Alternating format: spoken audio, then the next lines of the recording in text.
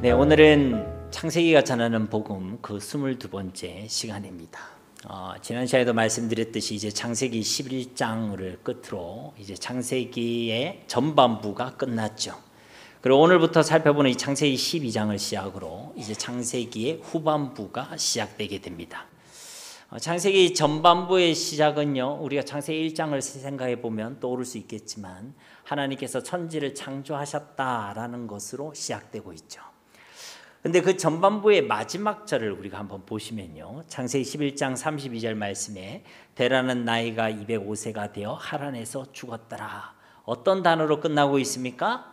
죽었더라 라는 단어로 끝나고 있죠. 그러니까 창세기의 전반부는요, 창조와 생명으로 시작되어졌지만 결국은요, 죽었더라 라는 단어로요 끝나고 있다는 것입니다. 하나님께서는 천지와 우주 만물을 창조하시고 또 사람을 만드시고 사람을 복되게 하셨지만 그 사람은요, 결국 죽음을 향해 걸어갔다는 것이죠. 죄를 범하고 하나님을 떠나고 육신이 되었다는 것입니다. 그래서 중간에 하나님께서 홍수라는 심판을 통해서 새로운 하나님의 역사를 시작하셨고 다시 이 땅 가운데 생명을 불어넣으시기를 소원하시고 기대하시고 명령하셨지만 사람들은 여전히 죄 가운데 살아가고 하나님을 떠나갔다는 것입니다. 그래서 지난 시간에 우리가 살펴본 말씀대로 그들은요, 점점 에덴으로부터 동편으로 옮겨갔다는 것이죠. 점점 하나님으로부터 멀리 떠나갔다는 것입니다. 그래서 그들은요, 이 땅에 소망을 두고 하나님과 같이 되고자 하여 이 땅에 성을 쌓고 이 땅에 바벨탑을 쌓았지요. 그래서 그들의 결국은 무엇으로 끝나고 있다는 것입니까? 죽었더라 라는 것으로 끝나고 있다는 것입니다. 이런 배경에서 이제 우리 인류의 원역사라고 할 수 있는 창세기의 전반부가 끝나고 이제 우리 인류를 구원하시기 위한 그 하나님의 구속의 역사를 다시 시작하시기 위하여 하나님은 한 사람을 부르고 계시는 것입니다. 여러 사람이 아니라 하나님은 그 다 내버려 두고 한 사람을 부르고 계시는 거예요. 그 한 사람이 누굽니까? 바로 아브라함입니다. 아브라함.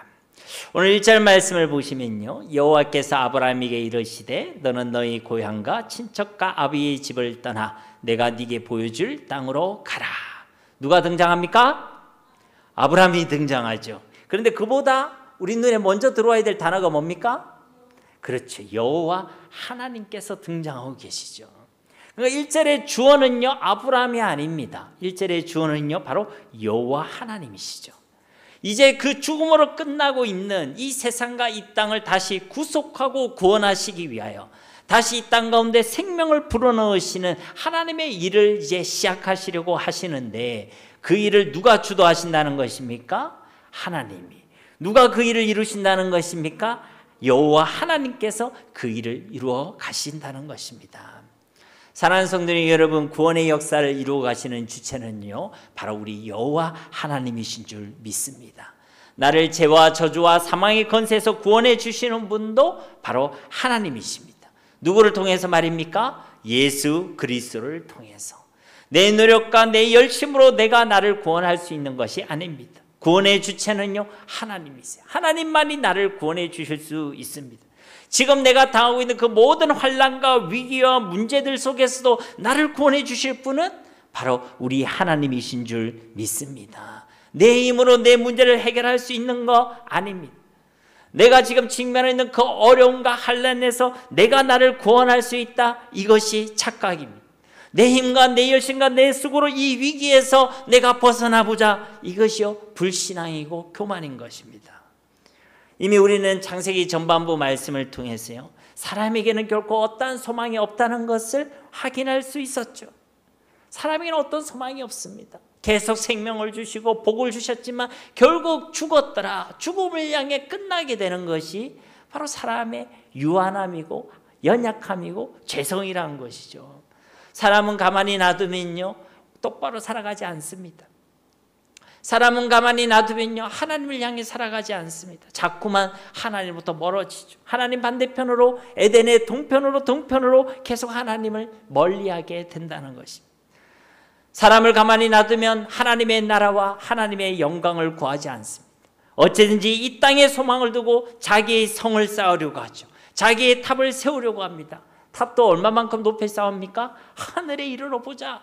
높이 높이 그렇게 세우려고 한다는 것이죠. 하나님의 영광, 하나님의 이름이 아니라 자기의 이름을 내려고 합니다. 자기의 영광, 자기의 잘됨에만 혈안이 되어 있다는 것입니다. 그런데 우리 인생이 무엇을 할 수 있겠습니까? 우리 인생에 어떤 소망이 있을 수 있겠느냐는 것이죠. 그래서 나의 힘이 아니라 하나님의 능력과 하나님의 도움이 저와 여러분에게는 반드시 필요한 줄 믿습니다. 이것을 인정하는 것이 신앙이고 믿음인 것이죠. 오늘 말씀의 시작처럼 여호와 하나님께서 나의 삶을 불러주시고, 여호와 하나님께서 나의 삶 가운데 역사해 주시고, 여호와 하나님께서 나의 삶을 주관해 주시고, 여호와 하나님께서 나의 삶의 주인이 되어 주실 때에 우리에게 온전함과 회복과 구원의 역사가 있게 되는 줄로 믿습니다. 그러므로 나로부터도 아니고 다른 사람으로부터도 아니고 세상으로부터도 아니고 여호와 하나님으로부터 우리를 위한 그 구속의 사역이 시작된다는 것을 꼭 기억하시기를 바랍니다.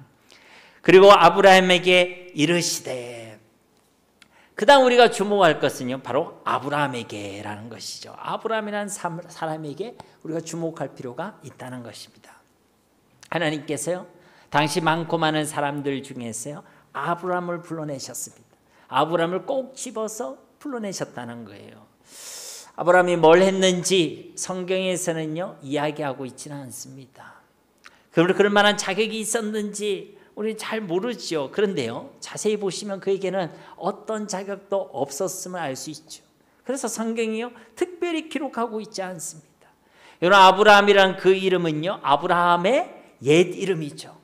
아브라함의 그 의미가 무엇입니까? 존귀한 아버지, 그리고 고귀한 아버지라는 뜻을 가지고 있죠. 아버지라는 거예요. 그런데 창세기 21장 30절 말씀을 보시면요, 사례는 임신하지 못함으로 자식이 없었더라. 그러니까 아브라함의 이 이름의 의미는요, 아버지라는 의미를 가지고 있는데 정작 아브라함에게 자식이 있었다 없었다? 없었다는 거예요. 그리고 그 자식을 가질 가능성이 있다는 거예요? 없다는 거예요? 없다는 거예요. 사례가 임신하지 못한다라고 말씀하고 있죠. 그러니까 쉽게 말하면 당시 아브라함은요, 이름값도 못하고 있던 사람이었습니다. 자신에게 주지 그 이름값도 제대로 감당하지 못하던 사람이었다는 거예요. 그리고 하나님께서요, 우리 사람을 만드셨을 때, 또 노아의 홍수 이후에 하나님께서 계속 우리 인생들이 주신 사명이 뭐죠? 생육하고 번성하여 흩어져서 땅에 충만하고 땅을 정복해라.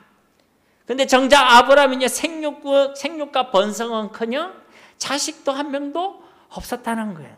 하나님께서 주신 그 사명을 전혀 감당하지 못하고 있는 상황이었고, 전혀 감당할 수 있는 가능성조차도 없는 사람이었다는 것입니다. 그러니까 아브라함은 자격이 있다는 거예요, 없다는 거예요? 자격이 없다는 겁니다. 아무리 봐도요, 자격이 없는 사람입니다. 그런데 그런 아브라함을요, 누가 부르셨다는 것입니까? 여호와 하나님께서 불러주시고 세워주신 줄 믿습니다. 이것은요, 저와 여러분에게도 똑같은 것이죠. 아니, 우리가 자격이 있어서 구원받았습니까? 우리에게 무슨 자격이 있어서 우리가 창조주 하나님의 사랑을 받았습니까? 우리에게 무슨 자격이 있어서 이 땅에 하나님의 나라를 세우고 주님의 몸된 교회를 세워갈 수 있는 그런 사명을 부여받았습니까? 저는요, 말씀을 묵상하면서 다시 한번 저한테 물어봤어요. 네한테 자격이 있냐? 네가 가정을 세울 자격이 있느냐? 네가 교회를 세울 자격이 있느냐? 네가 하나님의 나라를 세울 자격이 있느냐? 그것도 그냥 교회, 그냥 가정이 아니라 방주가 되는 교회, 방주가 되는 가정을 세울 만한 그런 자격이 네한테 있느냐? 아무리 생각해봐도 없더라고요. 아무리 생각해봐도 쟤한테는요, 어떠한 자격도 실력도 조건도 없다는 것입니다. 가능성도 보이지 않더라는 거예요. 이제 누가 우리를 불러주시고 세워주시고 그 영광스러운 사명을 주셨다는 것입니까? 우리 여호와 하나님이신 줄 믿습니다. 하나님이 그리 하셨다는 거예요. 또 우리가 1절 말씀에서 우리가 주목할 것은요, 여호와께서 이르시되라는 단어에 주목할 필요가 있습니다. 이르시되로 번역된 이 히브리어는요, 아마르라는 동사입니다. 즉 말씀하셨다는 것이죠. 번역한 그대로 하나님께서 말씀하셨다는 것입니다. 사랑하는 성도 여러분, 하나님의 역사의 시작은 항상 말씀으로부터 시작되는 줄로 믿습니다. 하나님께서 우리에게 어떤 하나님의 일들을 이루어 가실 때에 하나님께서는 반드시 우리에게 말씀으로 찾아오시고 말씀을 주시고 그 말씀대로 역사하시고 그 말씀을 이루어 가시는 줄 믿습니다. 그러니까 이 말씀이요 하나님의 방법이란 거예요. 여러분 창세기 1장을 생각해 보십시오. 천지 창조 때 하나님께서 무엇으로 어떻게 이 천지를 만드셨죠? 말씀으로. 그때 하나님께서 말씀하셨다는 그때 사용된 단어가요 바로 이 아마르라는 단어입니다. 하나님께서 말씀을 통해 말씀으로 역사하시고 이루셨다는 것이죠. 그러니까 우리가 이 말씀이 중요해요 안 중요해요? 중요해요. 말씀을 읽는 거 중요해요 안 중요해요? 중요해요. 말씀을 듣는 거 중요해요 안 중요해요? 중요한 것입니다. 제가 이번에 성경 읽기 밴드를 이렇게 우리 보니까요 처음에는 한 29명이 아멘 하면서 동참을 하시더라고요. 그래서 제가 정확한지 모르겠지만 오늘 딱 보니까 20명 간당간당하고 있더라고요. 이게 항상 처음 같지가 않거든요. 끝까지 말씀을 읽고 듣는 일에 승리하시기를 주님의 이름으로 축복합니다. 그래야 우리는 하나님의 역사를 경험할 수 있어요. 하나님의 더 풍성한 은혜와 복을 누릴 수 있다는 것입니다. 왜요? 말씀이 하나님의 은혜의 통로고 말씀이 하나님의 역사의 방법이기 때문에 그런 것입니다. 결국요 믿음이란 것이 무엇이냐면요 말씀을 따라가는 것이 믿음인 줄 믿습니다. 말씀 없이는 믿음도 없습니다. 여러분 말씀 없이는 믿음의 시작도 없고 말씀 없이는 믿음의 성숙도 없습니다. 말씀을 들어야 믿음이 생길 거 아닙니까? 말씀이신 예수님을 믿어야 그게 믿음 아니겠습니까? 믿음은 들음에서 나고 들음은 예수 그리스도의 말씀이다. 말씀의 성숙도 성장도 말씀이 있어야 되는 거예요.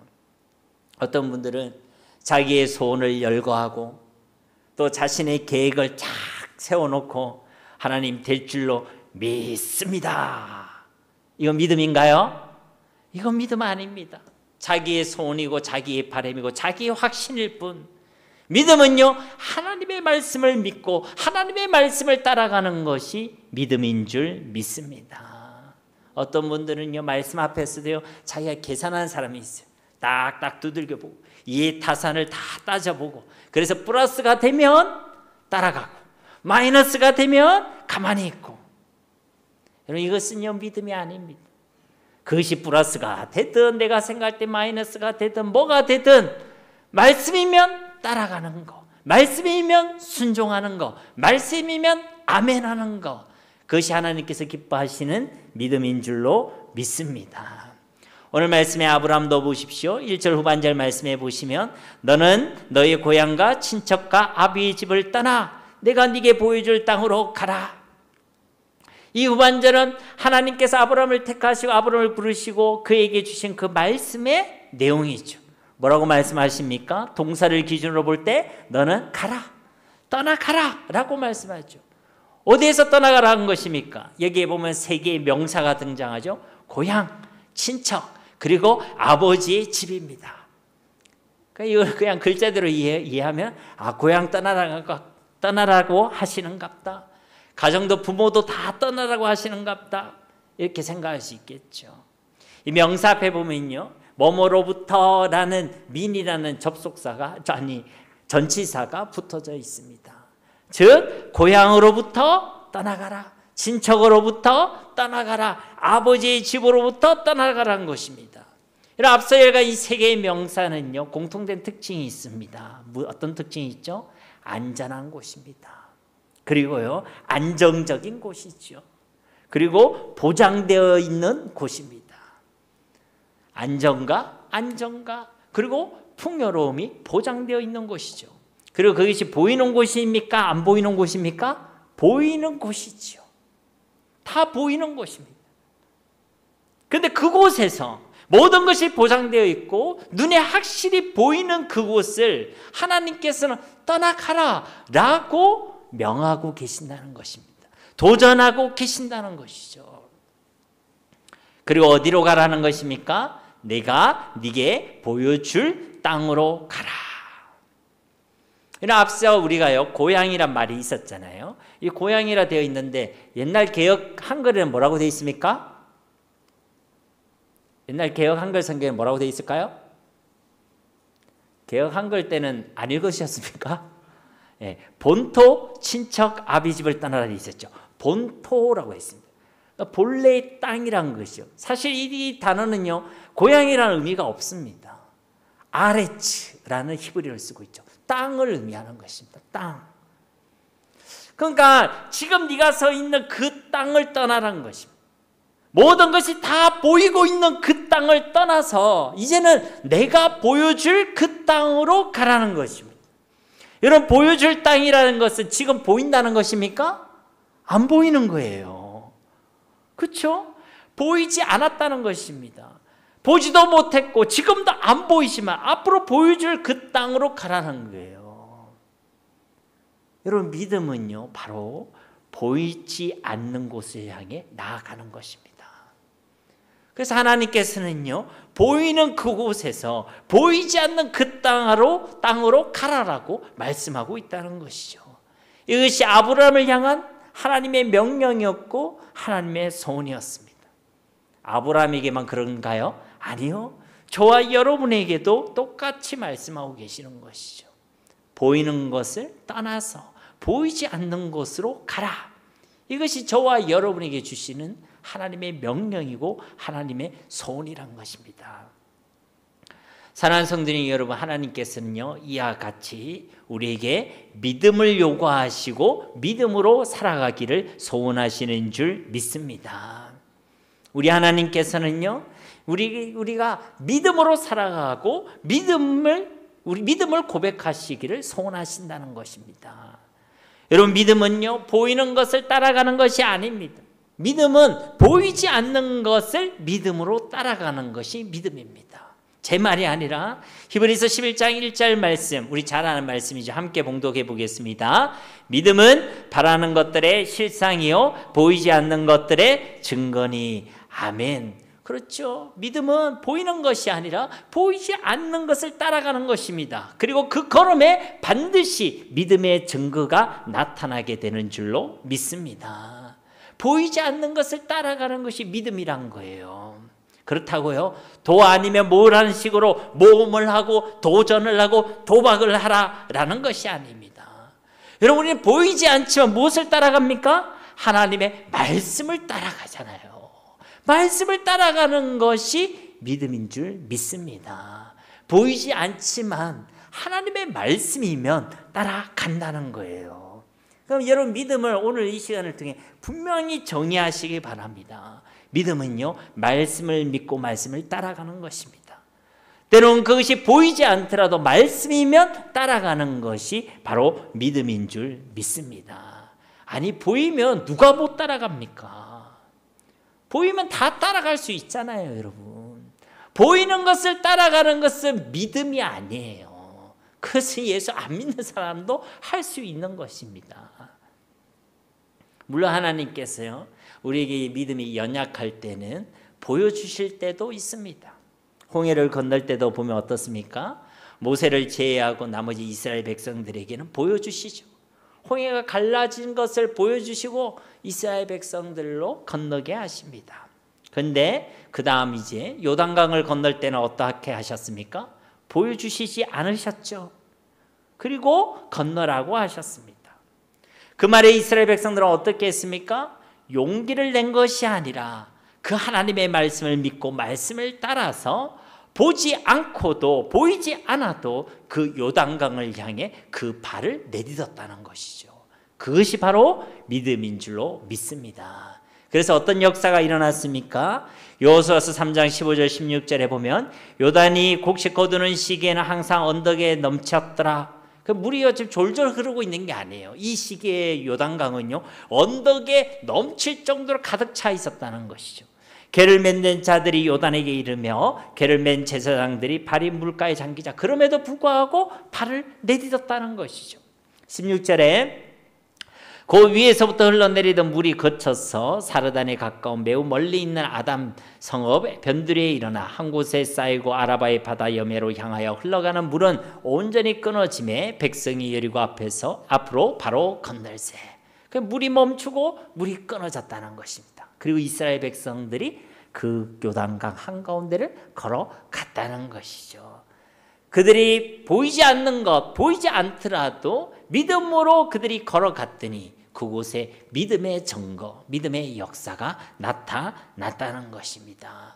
이와 같이 믿음은요, 말씀을 따라가는 것입니다. 아무것도 보이지 않더라도 말씀이기 때문에 따라가는 것입니다. 그리고 하나님은 이런 훈련을 우리에게 반드시 시켜주십니다. 이 땅을 살아가는 우리에게 반드시 믿음의 훈련을 우리 시켜주신다는 거예요. 처음에는 보여주고 그래 이렇게 걸어가라, 보여주고 그것을 선택하라 하시지만 이제 우리의 믿음이 더 자라고 성장하고 성숙해지는 것이 하나님의 뜻이기 때문에 이제 보여주지 않습니다. 보여주지 않아요. 근데 우리는 어떻습니까? 안 보여주면 불안하죠. 안 보여주면 두렵습니다. 안 보여주면 염려와 걱정이 됩니다. 그래서 하나님 앞에 뭐라고 기도합니까? 보여주십시오. 하나님 예수님의 제자 도마도 보여달라고 그랬는데 나도 보여주십시오. 보여주시면 내가 가겠습니다. 보여주시면 내가 선택하겠습니다. 우리 믿음의 성장과 성숙을 원하시는 하나님이 보여주실까요? 안 보여주실까요? 안 보여주십니다. 물론 여러분들이 실족할 만하면 하나님께서 피할 길을 내사 감당하게 하시겠지만 안 보여주십니다. 이게 왜 저한테 가슴에 탁 부딪혔냐면요, 제가 하나님 앞에 그렇게 기도하고 있었거든요. 하나님 좀 보여주십시오. 저도 위로받고 싶습니다. 하나님, 나도 하나님 앞에서 내 마음을 좀 지키고 싶습니다. 이대로 놔두면 저도 마음에 실족함이 생길 것 같아요. 하나님 보여주십시오. 하나님의 손이 우리 가운데 머물러 있음을 보여주십시오. 하나님이 우리 성도들의 삶과 가정 가운데 신앙 가운데 일하고 계심을 내게 보여주십시오. 하나님 우리 교회 가운데 하나님이 역사하고 계심을 내게 보여주십시오. 여러분 그 기도가요 잘못됐다는 게 아니라 마치 제 말에 하나님 앞에 그것을 두고 흥정하는 느낌을 가지고 있었어요. 보여주시면 내가 가겠습니다. 이 말씀 앞에 제가 얼마나 회개했는지 모릅니다. 하나님 그렇군요. 하나님은 나를 사랑하셔서 보여서가 아니라 보이지 않더라도 그 길을 걸어가시기를 소원하시는 것이군요. 그럼 우리는 뭘만 하면 됩니까?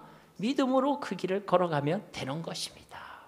보이지 않아도 그 길을 향해서 한 걸음 한 걸음 나아가면 되는 것입니다. 보이느냐 안 보이느냐는 사실은 중요한 것이 아니란 것이죠. 그 가운데서 우리가 하나님을 향해 믿음을 고백하고 있는가, 믿음으로 그 걸음을 걸어가고 있는가, 그것이요 중요한 것입니다. 하나님은 우리에게요 믿음을 요구하시고 믿음으로 살아가기를 소원하신다는 것이죠. 여러분 그것을요 꼭 기억하시길 바랍니다. 그러면요 흔들리지 않습니다. 그리고 이 믿음의 여정 끝에는 반드시 뭐가 있습니까? 믿음의 역사와 믿음의 증거, 하나님이 예배하신 은혜와 응답과 복이 있게 되는 줄로 믿습니다. 2절 말씀 보시면요, 내가 너로 큰 민족을 이루고 네게 복을 주어 네 이름을 창대하게 하리니 너는 복이 될지라. 2절과 3절 말씀에서는 하나님께서는요 그 믿음의 여정을 떠나는 아브라함에게 무엇을 약속하시죠? 복을 약속하고 계십니다. 그 복의 핵심을 보면요 큰 민족을 이루게 하겠다, 약속의 땅을 주겠다.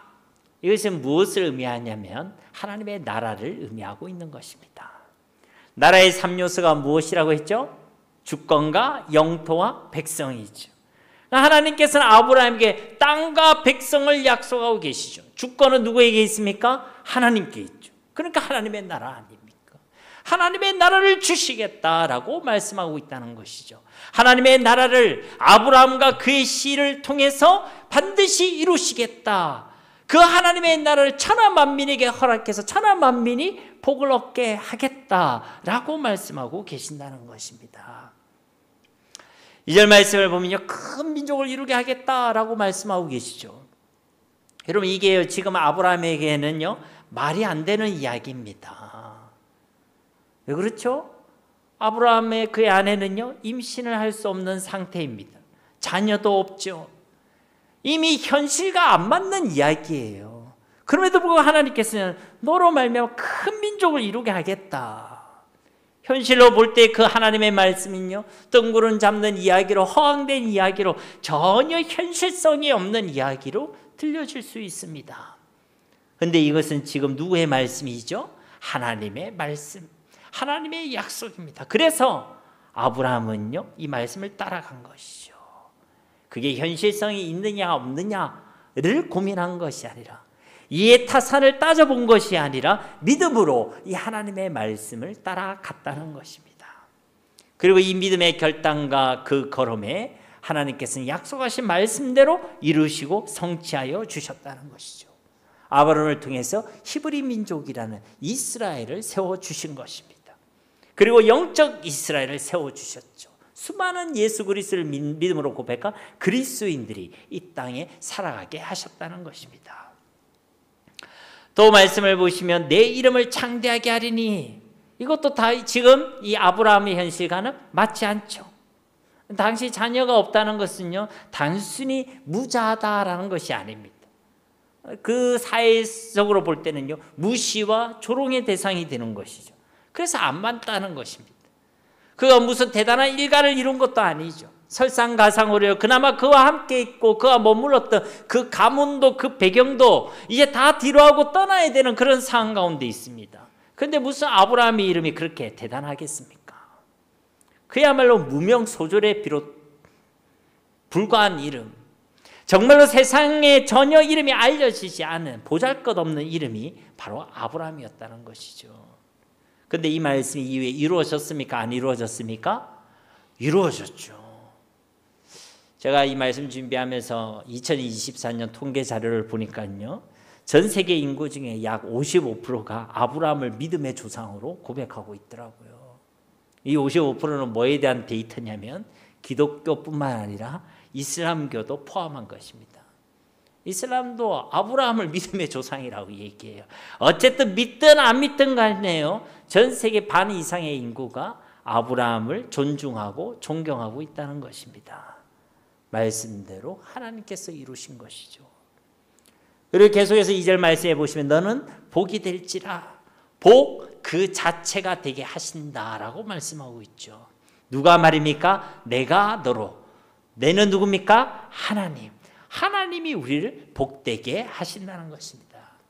그러므로 사랑하는 성도 여러분, 우리가요, 너무 복 할 필요가 없는 것이죠. 계속 우리가 너무 복 하는 것은요, 사실 불신앙입니다. 세상 사람들은요, 복에 목숨을 걸죠. 복이 된다고 하면 뭐도 마십니까? 사약도 마십니까?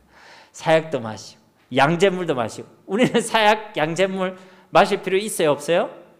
전혀 없습니다. 그걸 왜 마십니까? 하나님이 이미 우리를 복으로 삼아주신 줄 믿습니다. 우리가 예수님을 나의 주로, 그리스도로, 하나님의 아들로 우리가 고백할 때에 그 순간 우리는요, 하나님께서 우리를 복으로 삼아 주셨기 때문인 것이죠. 우리가 믿음으로 살아갈 때 하나님께서 우리에게 허락하신 그 복을 또 온전히 더 풍성히 누리게 되는 줄로 믿습니다. 3절 말씀 우리 함께 봉독해 볼까요? 너를 축복하는 자에게는 내가 복을 내리고 너를 저주하는 자에게는 내가 저주하리니 땅의 모든 족속이 너로 말미암아 복을 얻을 것이라 하신지라. 아멘. 3절 말씀도 우리가 복이 되게 하셨다라고 말씀하시는 것이죠. 근데 내용을 보면요, 너를 축복하는 자에게는 복을 내리고 너를 저주하는 자에게는 내가 저주하리니. 그러니까 여러분, 혹 제가요, 여러분 마음에 들지 않더라도 저를 향해 저주하시면 되겠어요, 안 되겠어요? 안 됩니다. 제가 부족하고 모자라면 저를 위해 기도하셔야지. 저를 위해 저주하면 안 돼. 왜요? 나를 저주하면 여러분이 저주를 받습니다. 그게 하나님의 말씀이잖아요. 그러니까 저를 두고요, 축복하셔야 돼요. 제가 대단해 보이지 않지만 그래도요, 제가요, 여러분 아실지 모르겠지만 하나님이 절 불러주신 하나님의 복인 줄로 믿습니다. 제가요, 복이에요, 복. 예수 그리스도를 통해 하나님께서 저를요, 복덩이로 삼아 주셨다는 것입니다. 어디 저만 그렇습니까? 아니죠. 예수 그리스도를 하나님의 아들로 고백한 저와 여러분 모두가 이미 복이 되게 된 줄로 믿습니다. 그래서 우리는요, 서로를 향해 저주하면 안 돼요. 여러분, 오늘 이 말씀에 보면요, 너를 저주하는 자에게는 내가 저주하리니 이렇게 돼 있죠.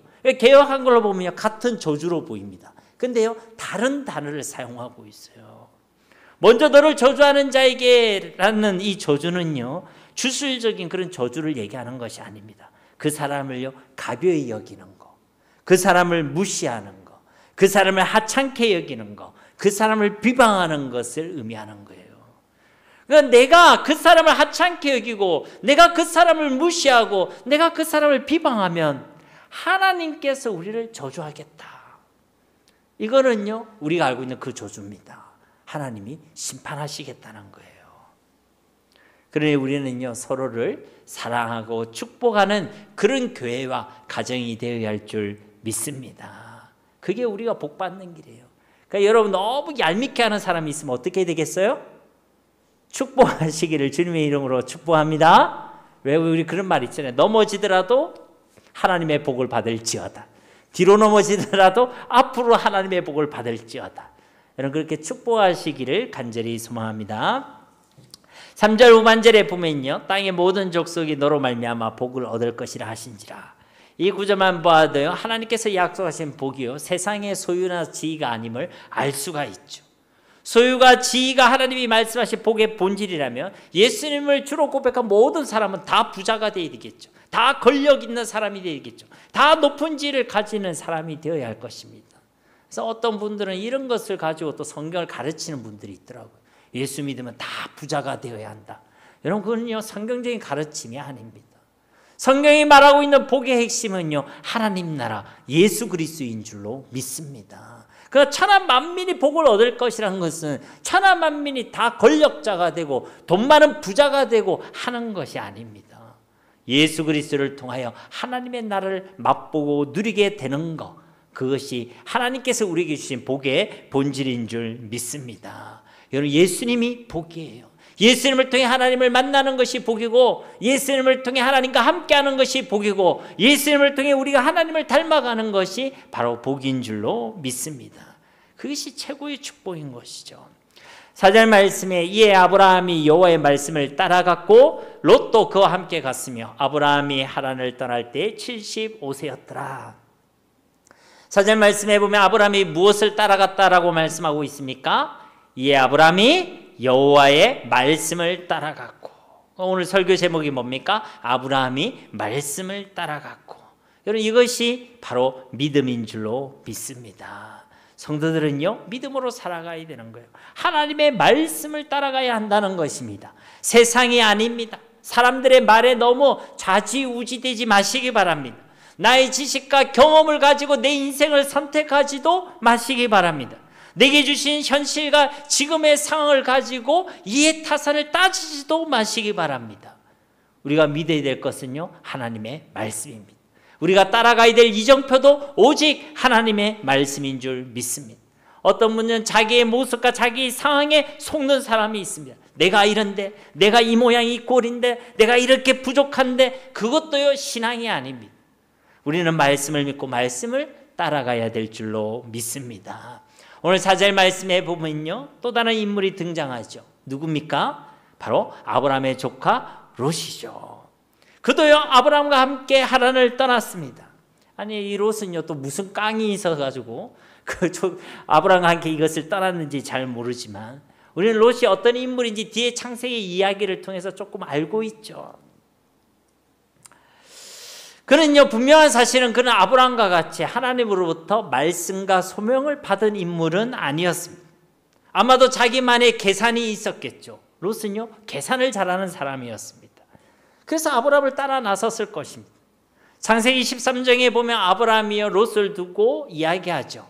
네가 동쪽이든 서쪽이든 어디든 택해라. 그래서 롯이 어디를 택합니까? 예, 동쪽을 택하죠. 좋은 땅을 택합니다. 성경에서 동쪽은 좋은 곳이라서 안 좋은 곳이랬어요? 하필 동쪽을 택했어요.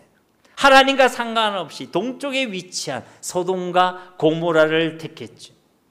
그리고 그 소돔과 고모라를 택한 기준에 대해서요. 창세기 13장 10절 말씀해 보면 이에 롯이 눈을 들어 요단 지역을 바라본즉 소알까지 온 땅에 물이 넉넉하니 여호와께서 소돔과 고모라를 멸하시기 전이었으므로 여호와의 동상 같고 애굽 땅과 같았더라. 그러니까요, 지금 롯이 얼마나 영적으로 어두운지 알 수 있죠.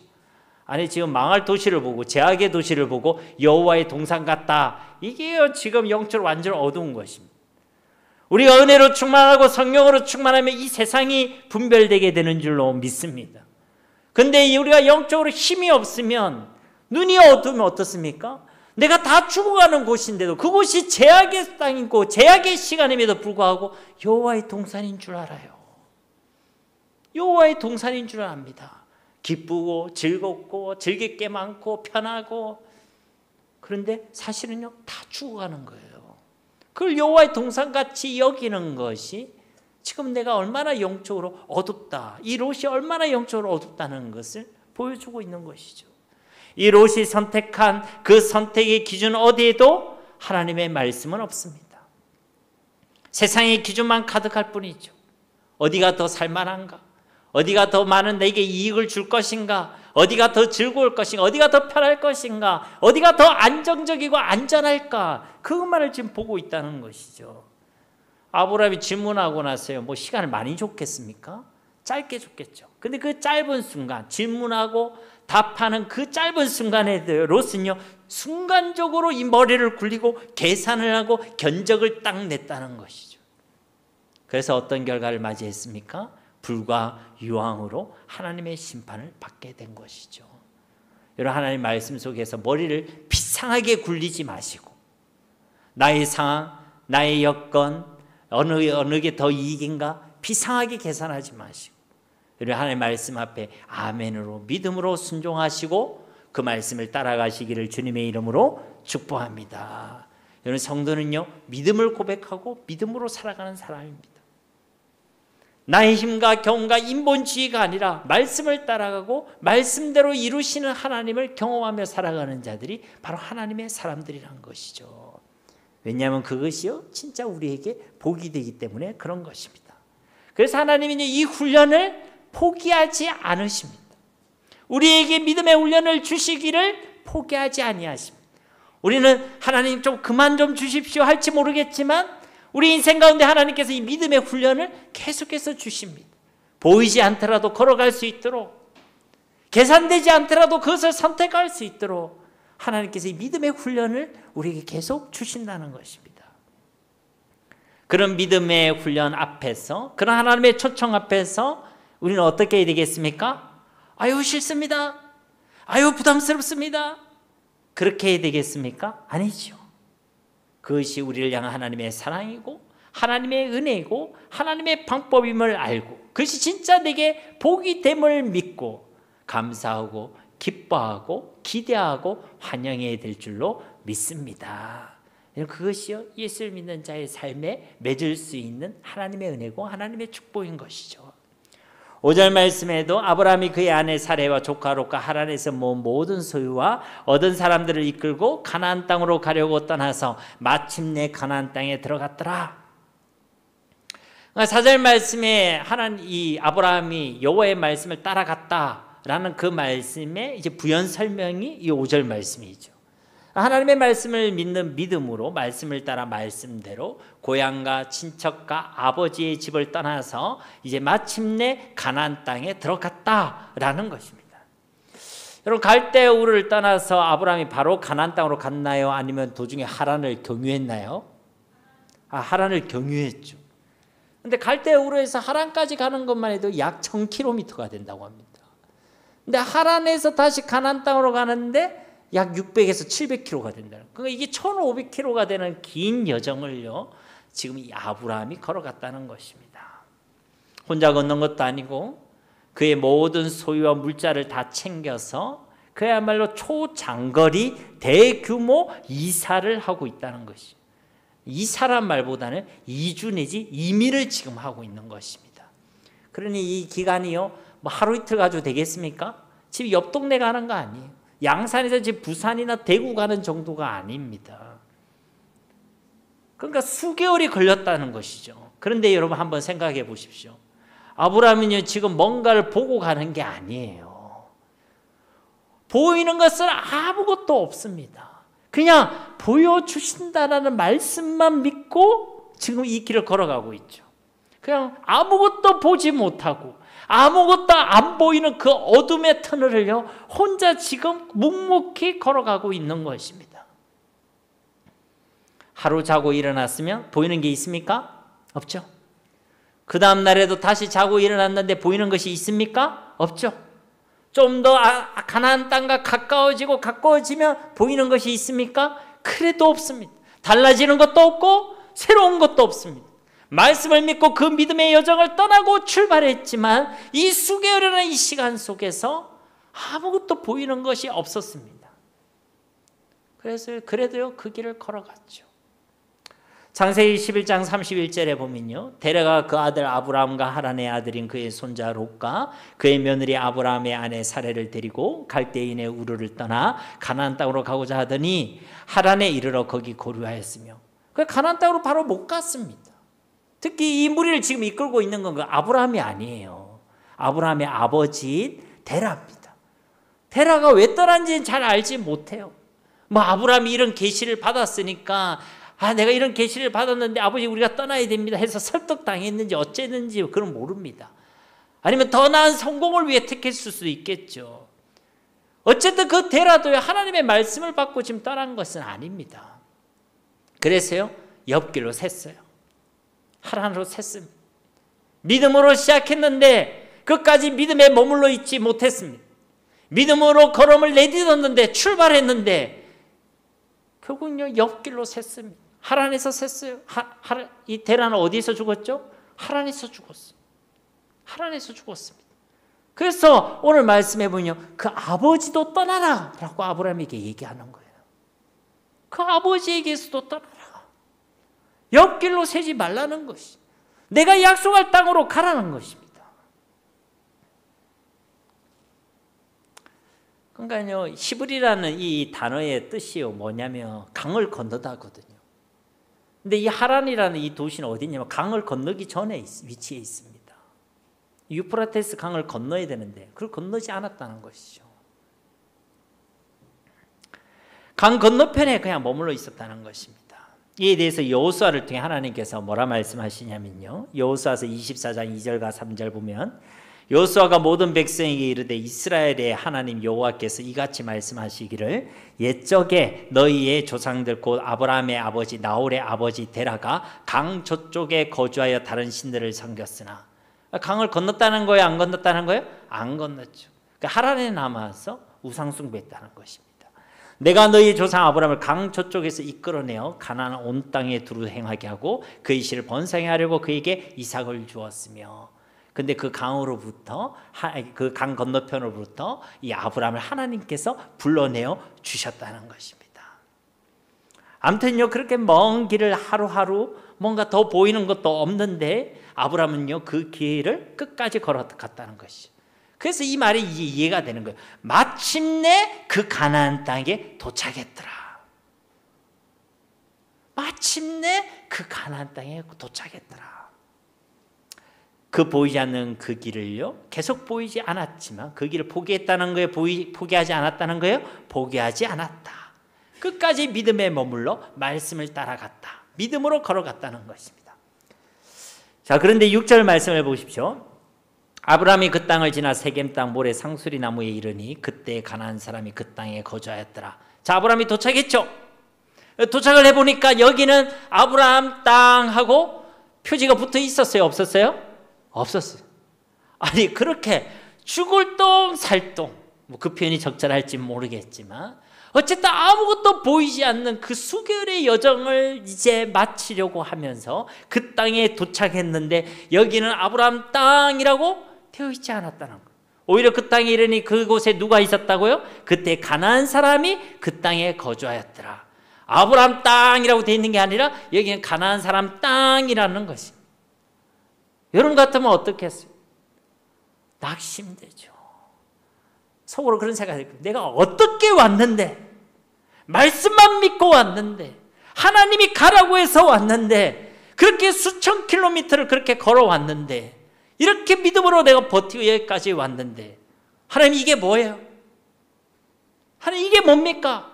하나님이 가라 해서 왔는데 왜 이곳에 이렇게 되어 있습니까? 내 땅이라고 되어 있지 않고 다른 사람의 땅이라고 되어 있습니까?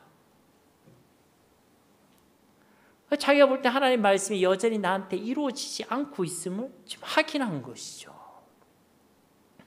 거기다 7절 말씀을 보십시오. 여호와께서 아브라함에게 나타나 이르시되 내가 이 땅을 내 자손에게 주리라 하신지라. 자기에게 나타나신 여호와께 그가 그곳에 제단을 쌓고. 하나님께서 아브라함에게 이르시되, 하나님 또 말씀하시죠. 뭐라 말씀하십니까? 내가 이 땅을 내 자손에게 주리라 하신지라. 이 말씀을 인간적으로 이해하면요, 이런 황당무계한 말이 없습니다. 여러분. 그렇지 않습니까, 여러분? 이 땅에 이미 주인이 있었어요. 근데 그 주인이랑 싸울 힘이 있어요, 없어요? 없어요. 자기는 조카 롯밖에 없는데 뭐.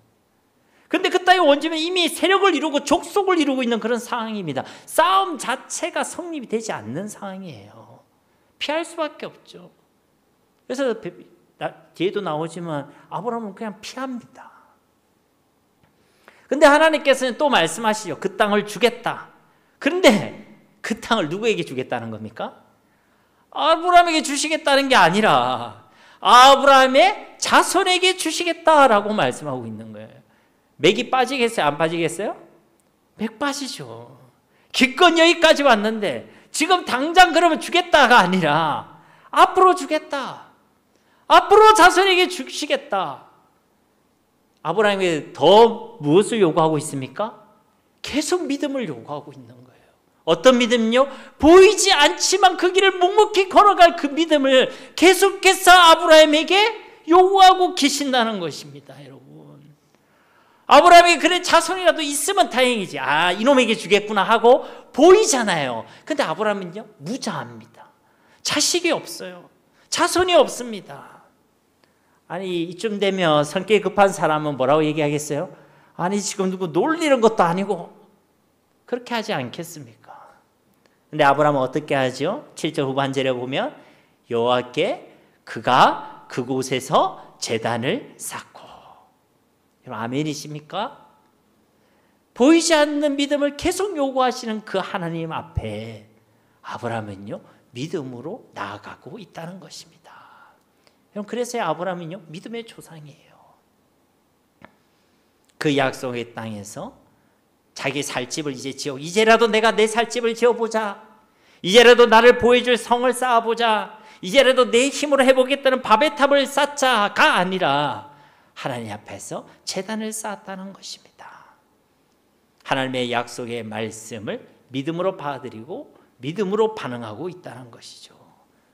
계속 보이지 않지만, 계속 그 보이지 않는 그 길을 걸어가라고 하시지만 그 가운데서 아브라함은요, 믿음으로 반응하고 있다는 것입니다. 이런 믿음이 저와 여러분 가운데도 있기를 예수님의 이름으로 축복합니다. 그래서 아브라함을 우리가 뭐라고 얘기하죠? 믿음의 조상. 정말 저와 여러분이 우리의 가정들 속에서, 우리의 가문 속에서 이런 믿음의 조상들이 되시기를 주님의 이름으로 축복합니다. 나로 말미암아 나의 가정이, 나의 가문이 하나님의 복을 받아 누리는 그런 은혜가 있기를 간절히 소망합니다. 8절 말씀에 보면 거기서 베델 동쪽 산으로 옮겨 장막을 치니 서쪽은 베델이요 동쪽은 아이라. 그가 그곳에서 여호와께 제단을 쌓고 여호와의 이름을 부르더니. 아브라함이 어디로 갑니까? 동쪽 산으로 가지요. 약속의 땅으로부터 멀어지고 있습니다. 왜 그렇죠? 그 땅에는 이미 주인이 있으니까. 그래서 푸르고 기름진 평지와 초원도 아니라 산으로 옮겨가고 있죠. 그리고 거기서 장막을 취하고 거하고 있습니다. 약속의 땅에 도착하고도 여전히 믿음을 요구하고 계시는 하나님을 만났다는 것이고 여전히 문제는 계속되고 있다는 것이죠. 그 가운데서 아브라함은 어떻게 합니까? 역시 그가 그곳에서 여호와의 제단을 쌓고 여호와 이름을 부르더니 계속 믿음을 고백하고 있죠. 그러면 이제 상황이 좀 나아졌습니까? 9절 말씀에 보니까 점점 어디로 간다고요? 남방으로 옮겨갔더라. 이건 상황이 점점 더 안 좋아지고 있다는 거예요. 남방이라는 건 시내 반도 쪽으로 가는 거지. 에집트 쪽으로, 애굽 쪽으로 점점 가까워지고 있다는 것입니다. 갈대우를 떠나서 하란을 거쳐서 남쪽까지 이 가나안 땅까지 수천 킬로미터를 와서 이제 새로운 땅에서 정착하는 그런 안정을 기대하고 왔지만 여전히 계속 옮기고 또 옮겨 다니는 기다림과 인내의 그 나그네 여정이 계속되고 있다는 것입니다.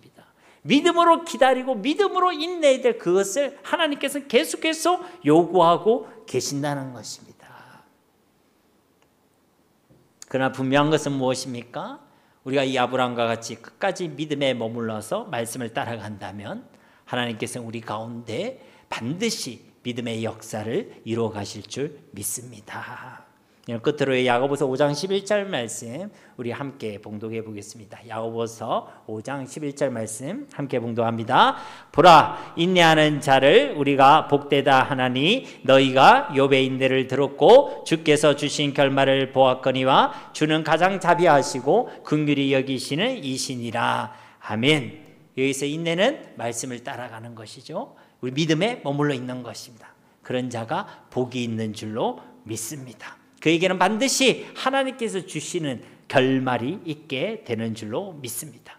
그러므로 우리의 어떤 상황과 형편 속에서도 어떤 현실 가운데서도 믿음을 고백하시고 믿음에 머물러서 하나님의 말씀을 따라가시기 바랍니다. 보이지 않더라도 보이지 않는 그 길을 걸어가라고 요구하시는 그 하나님의 부르심 앞에 믿음으로 순종하고 믿음으로 따라가는 우리 모두가 다 되시기를 예수님의 이름으로 간절히 축원드립니다.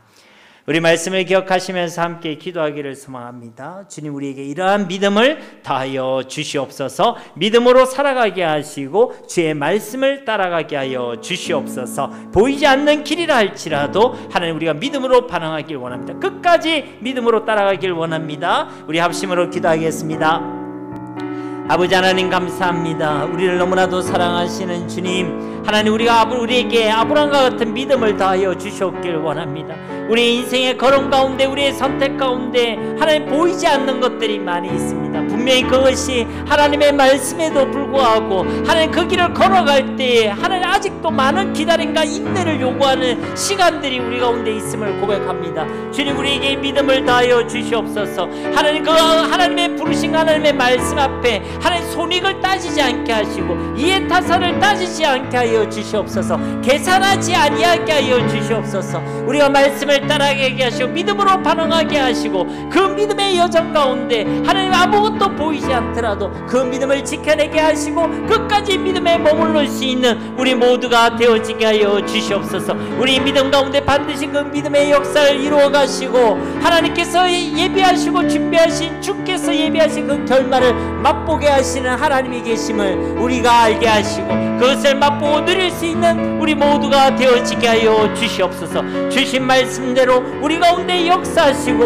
응답하여 주시옵소서.